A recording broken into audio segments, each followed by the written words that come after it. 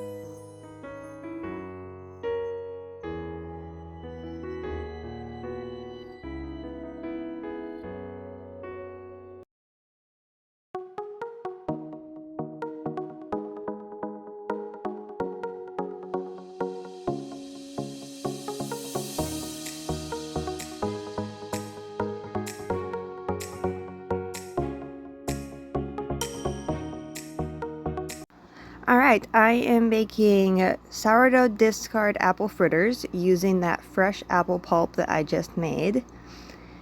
So I'm going to add, it's about 2 cups of the apple pulp.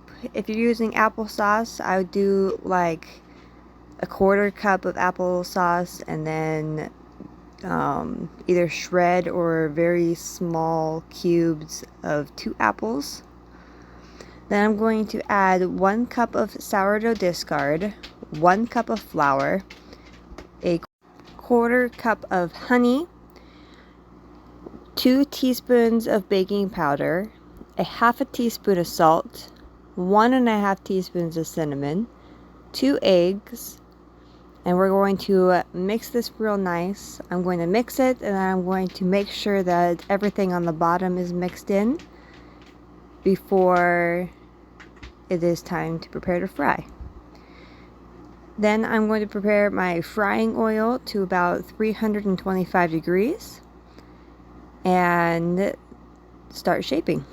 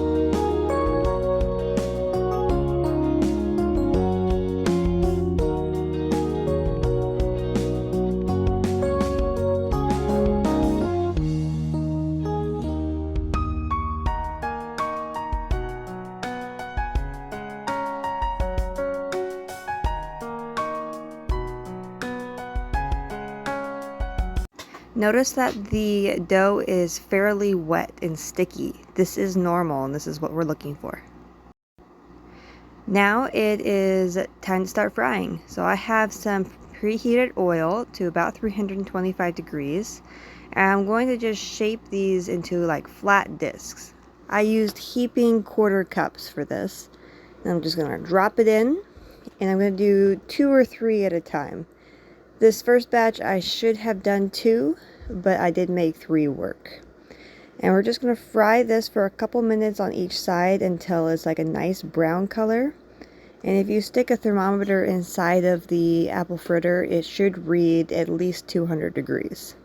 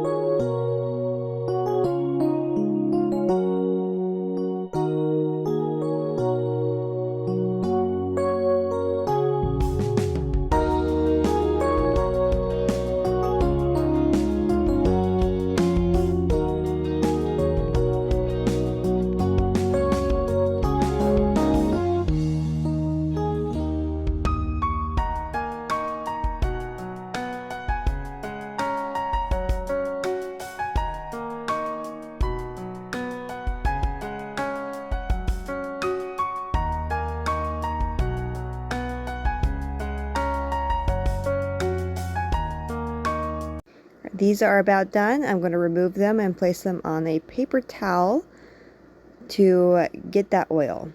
Now I'm going to prepare the icing. We want the fritters to be completely cool before you ice them.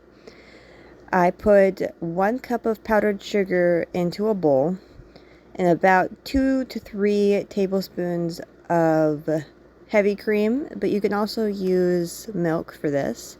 I'm just going to slowly add this until it's a nice icing paste consistency.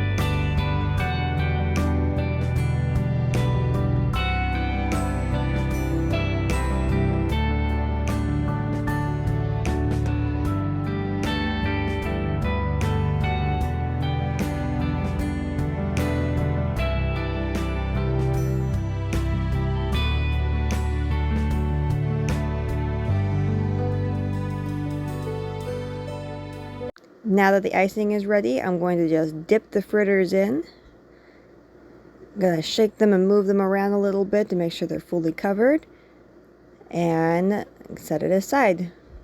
Make sure you ice all of them, and they will take somewhere in between 1 and 3 hours to dry. So the icing would be a lot harder on top and not nearly as sticky as it is right now.